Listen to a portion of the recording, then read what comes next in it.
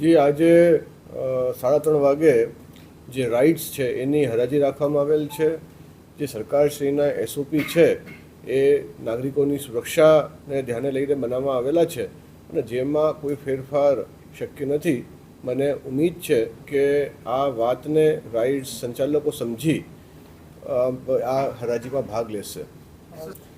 નિયમો જે આવ્યા છે એમાં બંને કેટેગરી છે. 3 મહિનાથી ઓછી એટલે હંગામી રાઇડ્સ અને કાયમી રાઇડ્સ એટલે 3 મહિનાથી વધારે, બે પ્રકારની કેટેગરીઓનું એમાં નિયમોમાં ઉલ્લેખ છે અને જે ગાઈડલાઇન્સ સરકારશ્રી દ્વારા બનાવવામાં આવેલી છે એનું પાલન અમારે કરાવવાનું રહેશે.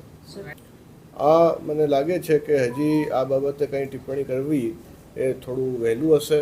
જેમ મેં અગાઉ પણ કીધું, મને પૂર્ણ વિશ્વાસ છે કે જાહેર જનતાને હિતને ધ્યાનમાં રાખી રાઇડ સંચાલકો 3:30 વાગે આજે હરાજીમાં ભાગ લેશે.